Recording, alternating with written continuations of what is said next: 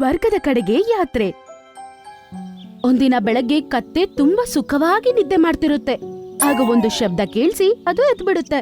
ಡಂಕಿ, ಓ ಡಂಕಿ, ಗಟ್ಟಿ ನಿದ್ರೆ ಮಾಡ್ತಿದ್ದೀಯೋ? ಹಾ, ಹೇಳೋ ಹೇಳು. ಹಾ, ಹೇಳಪ್ಪ. ಹಾ, ಸರಿ ಸರಿ. ಇವತ್ತು ಸಂಡೆ ಅಲ್ವೇನೋ, ಬೆಳಿಗ್ಗೆ ಬೆಳಿಗ್ಗೆ ಯಾಕೋ ಟಾರ್ಚರ್ ಕೊಡ್ತಾ ಇದ್ದೀಯಾ? ನಮ್ಮನ್ನ ಶೇರ್ ಖಾನ್ ಕಳ್ಸಿಯಾನೆ. ಅವರ ತಂಗಿ ಬರ್ತಾ ಇದ್ದಾರೆ. ಅವರ ಸ್ವಾಗತಕ್ಕೆ ಹೂ ಎಲ್ಲ ತರಬೇಕು. ಒಂದೇ ದಿನ ಫ್ರೀ ಸಿಗೋದು, ಇವರು ಇದೇ ದಿನ ಬರ್ಬೇಕಾ? ಕತ್ತೆ ಹಂಗೆ ಕಷ್ಟಪಟ್ಟು ಎದ್ದು ನಿಂತ್ಕೊಳ್ಳುತ್ತೆ. ಆಮೇಲೆ ಅವರಿಬ್ಬರ ಜೊತೆಗೆ ಅಲ್ಲಿಂದ ಹೋಗುತ್ತೆ. ತೋಟಕ್ಕೆ ಹೋದ ನಂತರ ಜಿಂಕೆ ಮತ್ತು ನರಿ ತುಂಬಾ ಹೂಗಳನ್ನು ಕಿತ್ಕೋತವೆ. ಆಮೇಲೆ ಕತ್ತೆ ಮೇಲೆ ಕಟ್ಬಿಡ್ತಾರೆ. ಅಯ್ಯೋ ದೇವ್ರೇ, ತುಂಬಾ ಭಾರ ಇದೆ ಕಣ್ರೋ. ಬೇಗ ಹೊರಡು, ಶೇರ್ ಖಾನಿಗೆ ಲೇಟ್ ಆದ್ರೆ ಆಗಲ್ಲ. ಆಮೇಲೆ ಅದು ತುಂಬಾ ಕಷ್ಟಪಟ್ಟು ಎತ್ಕೊಂಡು ಹೋಗುತ್ತೆ. 2 ಅವರ್ ನಡ್ಕೊಂಡು ಹೋದ ನಂತರ ಅದು ಕೊನೆಗೆ ಶೇರ್ ಖಾನಿನ ಬಳಿ ಹೋಗುತ್ತೆ. ಅವ್ರಿನ್ನೇನು ಬರಕ್ಕಾಗಿದ್ದಾರೆ. ಈ ಏರಿಯಾದ ಡೆಕೋರೇಷನ್ ಎಲ್ಲ ಚೆನ್ನಾಗಿ ಮಾಡಿ. ಆಯ್ತು ಶೇರ್ ಖಾನ್, ಈಗ್ಲೇ ಮಾಡ್ತೀವಿ.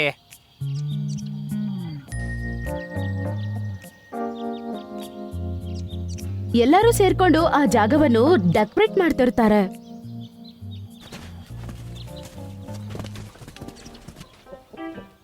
ಆಮೇಲೆ ಶೇರ್ ಖಾನಿನ ಅಣ್ಣ ಮತ್ತೆ ಅತ್ತಿಗೆ ಬಂದ ನಂತರ ಅಲ್ಲಿ ದೊಡ್ಡ ಪಾರ್ಟಿ ಒಂದು ನಡೆಸ್ತಾರೆ. ಎಲ್ಲರೂ ಚೆನ್ನಾಗಿ ಊಟ ಮಾಡ್ತಾರೆ. ಅದು ಕತ್ತೆಗೆ ಕೂಡ ತುಂಬಾನೇ ಚೆನ್ನಾಗ್ ಅನ್ಸುತ್ತೆ. ಪಾರ್ಟಿ ಮುಗಿದ ನಂತರ ಶೇರ್ ಖಾನ್ ಬೇರೆ ಎಲ್ಲಾ ಜಂತುಗಳನ್ನು ಅವರವರ ಮನೆಗಳಿಗೆ ಕಳಿಸ್ಬಿಡ್ತಾರೆ. ಜಿಂಕೆ ನರಿ ಕತ್ತೆನೆ ಮಾತ್ರ ಅವ್ರ ಜೊತೆನೆ ಇಟ್ಕೋತಾರೆ. ಜಿಂಕೆ ಮತ್ತೆ ನರಿ, ಇಲ್ಲೆಲ್ಲ ಕ್ಲೀನ್ ಮಾಡಿ, ಗೊತ್ತಾಯ್ತಾ? ಡಂಕಿ, ಆ ಕಸನೆಲ್ಲ ಎತ್ಕೊಂಡು ನೀನು ಅಲ್ಲಿ ಹಿಂದೆ ಹೋಗಿ ಹಾಕು. ಜಿಂಕೆ ನರಿ ಆ ಜಾಗವನ್ನು ಕ್ಲೀನ್ ಮಾಡ್ತಾರೆ. ಆಮೇಲೆ ಎಲ್ಲಾ ಗಲೀಜನ್ನು ಮೂಟೆಯಲ್ಲಿ ಕಟ್ಟಿ ಕತ್ತೆಯ ಮೇಲೆ ಹಾಕ್ತಾರೆ.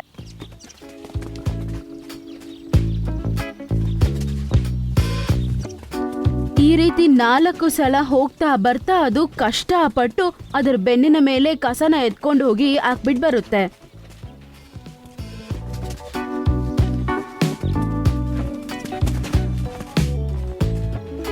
ಅದಕ್ಕೆ ಪಾಪ ತುಂಬಾನೇ ಟಯರ್ಡ್ ಆಗ್ಬಿಡುತ್ತೆ. ಮನೆಗೆ ಹೋಗೋ ಸಮಯದಲ್ಲಿ ಅದಕ್ಕೆ ಮೈಯೆಲ್ಲ ಪಾಪ ತುಂಬಾ ನೋವಾಗುತ್ತೆ. ಆ ಆ ನನ್ ಜೊತೆನೆ ಯಾಕೀಗಾಗುತ್ತೆ? ನಾನೇ ಯಾಕೆ ಇದನ್ನೆಲ್ಲ ಎತ್ತಬೇಕು? ಕತ್ತೆ ಕಿರ್ಚುತ್ತೆ, ಕಿರ್ಚ್ತಾನೆ ಇರುತ್ತೆ. ಅದು ಹೆಂಗ್ ಕಿರ್ಚುತ್ತಂದ್ರೆ ಸ್ವರ್ಗದಲ್ಲಿ ಕೂತಿರುವ ಆ ದೇವತೆಗೆ ಕೂಡ ಅದು ಕೇಳಿಸ್ಬಿಡುತ್ತೆ. ಅರೆ, ಇದು ಯಾವ ಜಂತು? ಪಾಪ ಎಷ್ಟು ನೋವಿನಲ್ಲಿದೆ. ದೇವತೆ ಆಕಾಶದಿಂದ ಇಳಿದು ಬರ್ತಾಳೆ ಮತ್ತೆ ಕತ್ತೆನ ನೋಡಿ ಹೀಗಂತ ಅಂತಾಳೆ. ಏನಾಯ್ತು ನಿನ್ಗೆ? ನೀನ್ ಯಾಕೆ ಇಷ್ಟು ಕಷ್ಟ ಪಡ್ತಿದ್ಯಾ? ನಾನ್ ತುಂಬಾ ನೋವಲ್ಲಿದ್ದೀನಿ. ಡೈಲಿ ಎಲ್ಲ ಹೊತ್ಕೊಂಡ್ ಸಾಕಾಗೋಗಿದೆ. ಸರಿ ಆಯ್ತು, ನಿನಗೆ ನೋವೇ ಇಲ್ದಂಗೆ ನಾನ್ ಮಾಡ್ತೀನಿ ಹಂಗಂತ ಹೇಳಿ ದೇವತೆ ಮ್ಯಾಜಿಕ್ ಮಾಡ್ತಾಳೆ. ಮತ್ತ ತಕ್ಷಣ ಅವನ ನೋವೆಲ್ಲ ಚೂಮಂತರ ಆಗ್ಬಿಡುತ್ತೆ. ಇವತ್ತಿನ ನೋವಂತೂ ನೀನು ನಿಲ್ಲಿಸ್ಬಿಟ್ಟೆ ಅಮ್ಮ. ಆದ್ರೆ ನಾಳೆ ಮತ್ತೆ ಹೋಗ್ಬೇಕು, ಮತ್ತೆ ನೋವಾಗುತ್ತೆ. ಮತ್ತೆ ನಾನೇನ್ ಮಾಡ್ಲಿ ಹೇಳು? ನಿನಗೆ ಏನ್ ಬೇಕು? ನನಗ್ ಗೊತ್ತಿಲ್ಲ. ಆದ್ರೆ ಒಂದ್ ವಿಷಯ, ಈ ಜೀವನ ನನಗೆ ಸಾಕಾಗೋಗಿದೆ.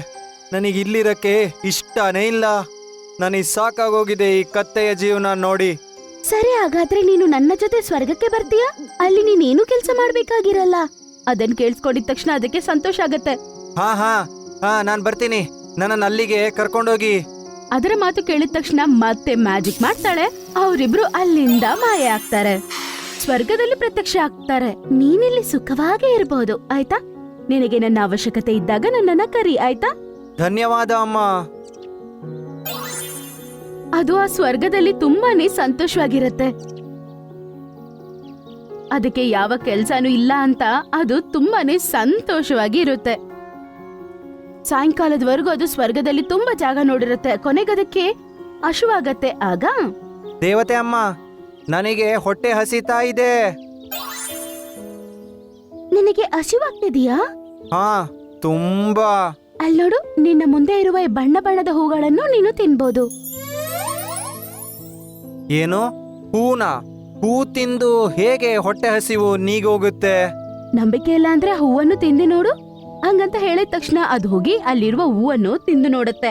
ಅದು ತಿಂದಿದ ತಕ್ಷಣ ಅದಕ್ಕೆ ಆಶ್ಚರ್ಯ ಆಗತ್ತೆ.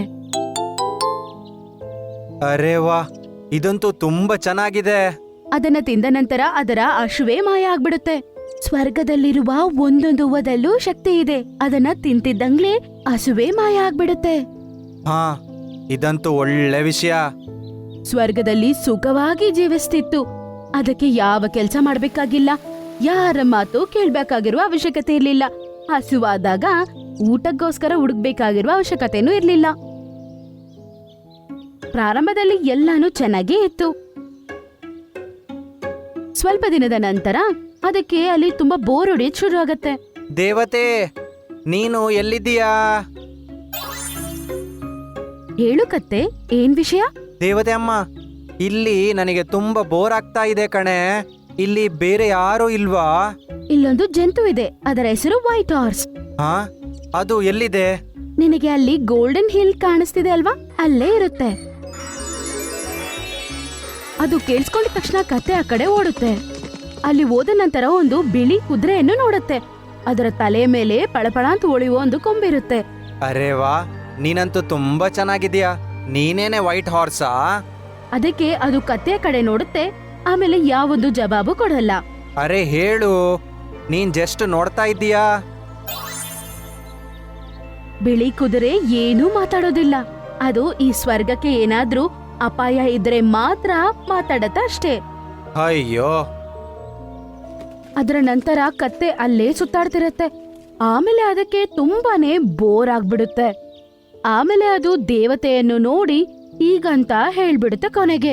ನಾನೀಗಿಲ್ಲಿರೋದ್ ಬೇಡ, ನನಗೆ ಕಾಡಿಗೆ ಕಳಿಸ್ಬಿಡ್ ನೀನು. ಆದ್ರೆ ಇಲ್ಲಿ ನಿನಗೆ ಯಾವ ಕೆಲಸ ಮಾಡುವ ಅವಶ್ಯಕತೆ ಇಲ್ಲ. ಬೇಕಾದಾಗ ಎದ್ದೊಳ್ಬೋದು, ಬೇಕಾದಾಗ ನೀನ್ ನಿದ್ದೆ ಮಾಡ್ಬೋದು. ಹಸುವಿನ ಬಗ್ಗೆ ಭಯ ಪಡ್ಬೇಕಾಗಿರೋದು ಇಲ್ಲ. ಮತ್ ಯಾಕೆ ಹೋಗ್ಬೇಕು ಅನ್ಕೊಂಡಿದ್ಯಾ? ಅದು ಹಾಗಲ್ಲ. ಆದ್ರೆ ಇಡೀ ದಿನ ಕೆಲ್ಸ ಮಾಡ್ದಿಲ್ಲ ಅಂದ್ರೆ ಜೀವನ ಸುಮ್ನೆ ವೇಸ್ಟ್ ಅಲ್ವಾ? ಮತ್ತೆ ಮೈಕೈ ನೋವಿಲ್ಲ ಅಂದ್ರೆ ನಿದ್ರೆ ಮಾಡೋಕ್ಕೂ ಮಜಾ ಬರಲ್ಲ. ಮತ್ತೆ ಕೆಲ್ಸ ಮಾಡಿಲ್ಲ ಅಂದ್ರೆ ಹೊಟ್ಟೆ ಹಸಿವು ಕಮ್ಮಿ ಆಗುತ್ತೆ. ಮತ್ತೆ ಹೊಟ್ಟೆ ಹಸಿವಾದ್ರೆ ಒಳ್ಳೊಳ್ಳೆ ಆಹಾರ ತಿಂದ್ರೆ ಮಾತ್ರ ಅದು ಆರಾಮಾಗೋದಲ್ವಾ? ಆ ಹಸಿವು ಒಂದು ಹೂ ತಿಂದು ಸರಿಯಾದ್ರೆ ಮತ್ತೆ ಆ ಹಸಿವು ಯಾಕಾಗ್ಬೇಕು? ನನ್ನ ಹಳೆ ಜೀವನನೇ ತುಂಬಾ ಒಳ್ಳೇದಿತ್ತು. ಸರಿ ಆಯ್ತು, ನಾನು ನಿನ್ನ ಜಾಗಕ್ಕೆ ನಿನ್ನ ಕಳಿಸ್ತೀನಿ. ಹಂಗಂತ ಹೇಳಿ ದೇವತೆ ಮತ್ತೆ ಮ್ಯಾಜಿಕ್ ಮಾಡ್ತಾಳೆ. ಸ್ವರ್ಗದಿಂದ ಮತ್ತೆ ಕಾಡಿಗೆ ಹೋಗುತ್ತೆ ಕತ್ತೆ. ಅರೆ ಡಂಕಿ, ಎಲ್ಲಿದ್ದೆ ಕಣೋ? ಗೊತ್ತಾ ನಿನಗೆ ನಿನ್ನೆಯಿಂದ ಎಷ್ಟು ನೀನು ಬೇಕಾಗಿದ್ದೆ ಅಂತ? ಶೇರ್ ಖಾನ್ ತುಂಬಾ ಕೋಪದಲ್ಲಿದ್ದಾರೆ. ನೋಡೀಗ ನಿನಗೆ ಎಷ್ಟು ಕೆಲಸ ಮಾಡಿಸ್ತಾರಂತ. ಶೇರ್ ಖಾನಿನ ಮುಂದೆ ಅವನ್ನ ಕರ್ಕೊಂಡು ಹೋಗಿ ನಿಲ್ಲಿಸ್ತಾರೆ. ಆಗ ಶೇರ್ ಖಾನ್ ಕೋಪದಿಂದ ಹೇಳ್ತಾನೆ, ಡಂಕಿ, ಕಾಡಿಂದ ಓಡಿ ನೀನು ಸರಿ ಮಾಡ್ಲಿಲ್ಲ ಕಣೋ. ಪನಿಷ್ಮೆಂಟ್ ಅಂತ ನೀನು ಅರ್ಧ ಕಾಡನ್ನು ಕ್ಲೀನ್ ಮಾಡಬೇಕು. ಅರ್ಧ ಅಲ್ಲ ಶೇರ್ ಖಾನ್, ಇಡೀ ಕಾಡನ್ನೇ ನಾನು ಕ್ಲೀನ್ ಮಾಡ್ತೀನಿ. ನನ್ನಿಂದ ತಪ್ಪಾಯ್ತು. ನಾನು ಇವತ್ತಿಂದ ಎಲ್ಲೋ ಹೋಗಲ್ಲ. ನಡೀರಿ, ಇಡೀ ಕಾಡನ್ನು ಕ್ಲೀನ್ ಮಾಡ್ಬೇಕೀಗ. ಅದನ್ ಕೇಳಿಸ್ಕೊಂಡು ಎಲ್ಲರೂ ತುಂಬಾ ಆಶ್ಚರ್ಯ ಪಡ್ತಾರೆ. ಕತ್ತೆ ಇಷ್ಟು ಬೇಗ ಕೆಲ್ಸ ಮಾಡಕ್ಕೆ ಹೆಂಗ್ ಒಪ್ಕೋತು ಅಂತ ಯೋಚನೆ ಮಾಡ್ತಾರೆ. ಆದ್ರೆ ಅದಕ್ಕೆ ಆದ ಅನುಭವದ ಬಗ್ಗೆ ಯಾರೂನು ಯೋಚನೆ ಕೂಡ ಮಾಡಕ್ಕಾಗೋದಿಲ್ಲ. ಪ್ರೀತಿಯ ಮಕ್ಕಳೇ, ಆ ದೇವರು ನಮಗೆ ಕೊಟ್ಟಿರುವ ಈ ಜನ್ಮನೇ ತುಂಬಾನೇ ಒಳ್ಳೆಯದು.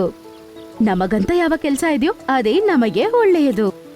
ಕತ್ತೆಗೆ ಕೆಲಸ ಇಲ್ದೆ ಒಬ್ನೇ ಇದ್ದಿದ್ದಕ್ಕೆ ಅದಕ್ಕೆ ತುಂಬಾ ಬೋರ್ ಆಗ್ಬಿಡುತ್ತೆ. ನೀವು ಕೂಡ ಏನು ಕೆಲಸ ಮಾಡದೆ ಈ ರೀತಿ ಒಬ್ಬಂಟಿಯಾಗಿದ್ರೆ ಆಮೇಲೆ ನಿಮಗೆ ಕೂಡ ಅಷ್ಟೇ ಕಷ್ಟ ಆಗುತ್ತೆ.